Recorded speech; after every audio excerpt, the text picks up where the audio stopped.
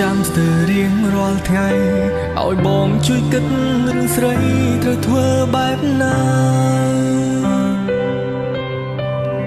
មិនបាច់មានចំឡើយកូនណាឆ្លើយខ្លួនឯងបានដែរព្រោះគេត្រឹមតែមនុស្សដែលមិនស្មងនឹងអូនឲ្យបងត្រូវធ្វើយ៉ាងណាបើជីវិតមិនទាន់នងណាចិត្តថ្លៃខ្សែភ្នែកចរណៃអូននៅនឹងគេចាប់ដៃ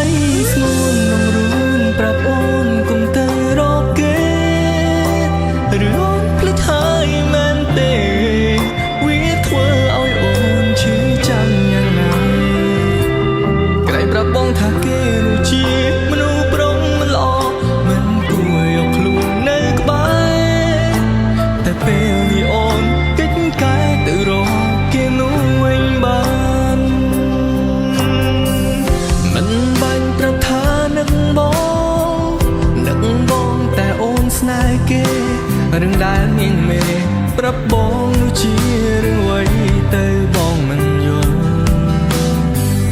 ប៉ុណ្ណឹងមិនដឹងខ្លួនឬគេធ្វើឲ្យឈឺប៉ុណ្ណាត្រូវចាំទុំថាគេលែងត្រូវការរូបអូនទៀតហើយ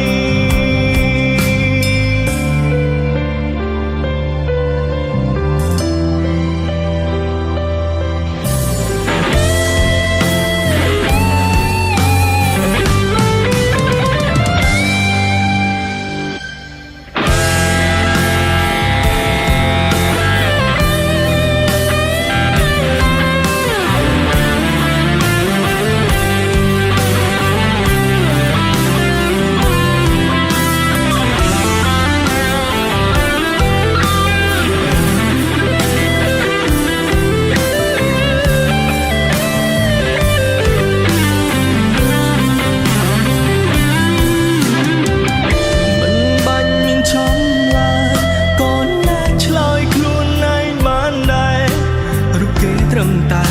មនុស្សដែលមិនស្មងនឹងអូន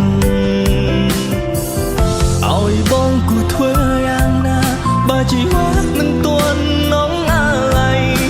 មកដឹងចិត្តថ្លៃខ្សែភ្នែកចរណៃអូននៅនឹងគេចាប់ដៃស្ងួននឹងរួនប្រាប់អូនកុំទៅរកគេឬអូនភ្លេចហើយមែនទេវាធ្វើឲ្យអូនឈឺចាំប៉ុណ្ណាតែប្រាប់បងថាគេនោះជាមនុស្សប្រុងមិនល្អមិនគួរយកខ្លួននៅក្បែរតែពេលនេះអូនកិច្ចកែទៅរកគេនោះវិញបានចាប់ដៃស្ងួននឹងរួនប្រាប់អូនកុំទៅរកគេឬអូនភ្លេចហើយមែនទេវាធ្វើឲ្យអូនឈឺចាប់យ៉ាងណាក្រែងប្រាប់បងថាគេនោះជាមនុស្សប្រុងមិនល្អមិនគួរយកខ្លួននៅក្បែរតែពេល